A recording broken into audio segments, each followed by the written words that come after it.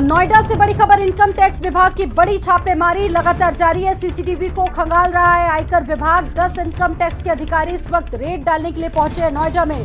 CCTV footage को खंगाला जा रहा है। इनकम टैक्स के अधिकारी इस वक्त नोएडा में पहुंचे हुए हैं। हलचल काफी तेज है। 10 इनकम टैक्स के अधिकारी रेड डालने के लिए पहुंचे हैं नोएडा में। सीसीटीवी को खंगाला जा रहा है आयकर विभाग के द्वारा।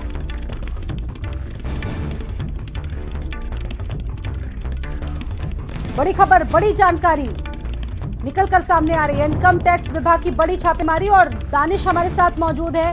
दानिश, और क्या जानकारी मिल पा रही है इससे जुड़ी हुई? बिल्कुल, देखिए, पहले जिस तरह से जीएसटी की टीमें पहुंची थी, उसके बाद यहाँ पर आयकर विभाग की टीम पहुंच गई और यहाँ पर 55 लाख रुपए कैश मिलने की जो है बताई जा रही सूचना। तो 55 लाख रुपए कैश भी यहाँ पर बरामद किए गए हैं। इस कंपनी ने जीएसटी चोरी करी थी। उसके बाद इनकम टैक्स की भी शिकायतें मिल रही थी विभाग को, लिहाजा एक संयुक्त अभियान शुरू किया गया। देर रात छापेमारी की ये कार्यवाही शुरू हुई।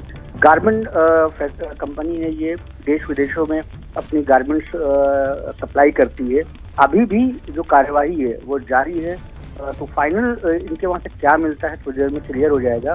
फिलहाल लंबी छापेमारी इस वक्त जीएसटी विभाग और आयकर विभाग की इस कंपनी पर चल रही है। जी दानिश, ये खबर आ रही कि 10 अधिकारी पहुंचे हुए हैं और डिप्टी डायरेक्टर के नेतृत्व में ये पूरी कार्रवाई इस वक्त चल रही है। कितनी हलचल है लोगों के बीच में इस कार्रवाई को लेकर? बिल्कुल, तकरीबन 4 जो है टीमें हैं। तकरीबन 30 से 35 जो है कर्मचारी और अफसर इसमें रेड में शामिल हैं। डिप्टी डायरेक्टर इनकम टैक्स वो भी यहाँ पर मौजूद है। क्योंकि बड़ी कंपनी है, विदेशों से तार इस कंपनी का जुड़ा हुआ है।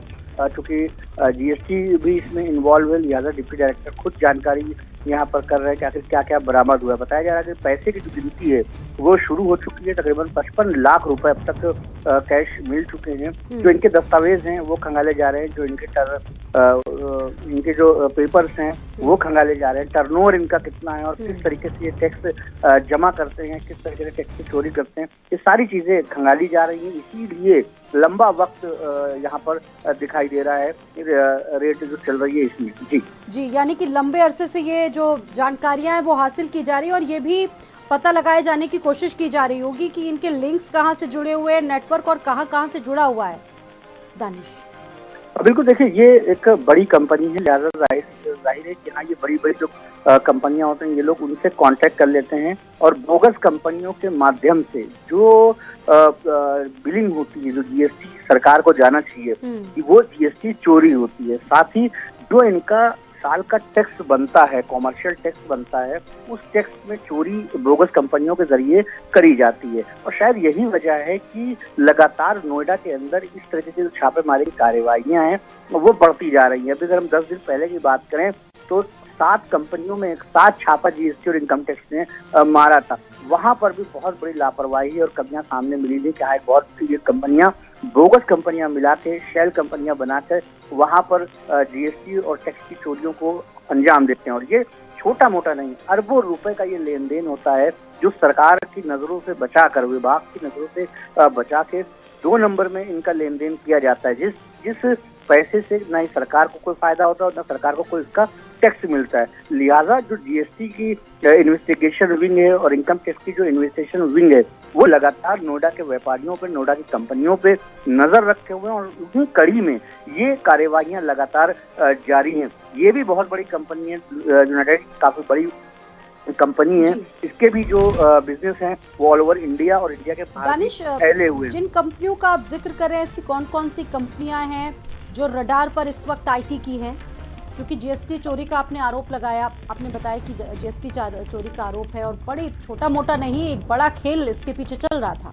दानिश, देखिए, मेन कंपनी जो ये है यूनाइटेड एलबीज, ये मेन कंपनी है।